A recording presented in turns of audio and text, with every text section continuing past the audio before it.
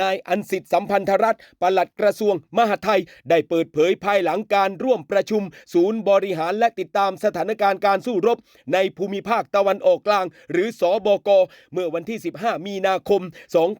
2569ที่ห้องประชุมอาคารรัฐสภาโดยมีนายอนุทินชาญวีรกูลนายกรัฐมนตรีและรัฐมนตรีว่าการกระทรวงมหาดไทยเป็นประธานการประชุมโดยทางปลัดกระทรวงมหาดไทยก็กล่าวนะครับว่าเพื่อเป็นการเตรียมความพร้อมรองรับผลกระทบด้านพลังงานที่อาจจะเกิดขึ้นจึงได้มีการสั่งการไปยังผู้ว่าราชการจังหวัดทุกจังหวัดแล้วครับให้ดำเนิน3แนวทางเพิ่มเติมได้แก่แนวทางที่1คือมอบหมายรองผู้ว่าราชการจังหวัดไปกำกับดูแลและรับผิดชอบการติดตามสถานการณ์ด้านพลังงานในจังหวัดบูรณาการติดตามสถานการณ์พลังงานและแนวโน้มผลกระทบในพื้นที่อย่างใกล้ชิดร่วมกับสำนักงานพลังงานจังหวัดสำนักงานพาณิชย์จังหวัดสำนักงานประชาสัมพันธ์จังหวัดและหน่วยงานที่เกี่ยวข้องกันด้วยครับแนวทางที่2คือกำกับดูแลและเฝ้าระวังสถานการณ์การจำหน่ายน้ำมันเชื้อเพลิงในพื้นที่ให้มันเป็นไปตามภาวะปกติ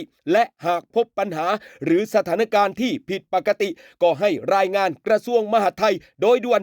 วนที่สุดแล้วก็รายงานต่อเนื่องเป็นประจำทุกวันกันด้วยอย่าได้ขาดเลยทีเดียวครับและแนวทางที่3คือการสื่อสารทำความเข้าใจสถานการณ์พลังงานให้กับผู้ประกอบการสถานีบริการน้ำมันเชื้อเพลิงผู้จำหน่ายน้ำมันเชื้อเพลิงภาคเอกชนที่เกี่ยวข้องและที่สำคัญคือพี่น้องประชาชนที่รักของผมทั้งหลายในพื้นที่จังหวัดอำเภอกำนันผู้ใหญ่บ้านหอกระจายข่าวแล้วก็ช่องทางประชาสัมพันธ์ของทางจังหวัดทุกจังหวัดนั่นแหละครับโดยให้เน้นในเรื่องการประชาสัมพันธ์ข้อมูลที่มันถูกต้องจากภาครัฐเพื่อสร้างความมั่นใจแล้วก็ลดความตื่นตระหนกของพี่น้องประชาชนและนอกจากนี้ป้องกันการกักตุนหรือการกระทำที่อาจส่งผลกระทบต่อระบบการจัดจำหน่ายพลังงานนั่นเองครับพี่น้อง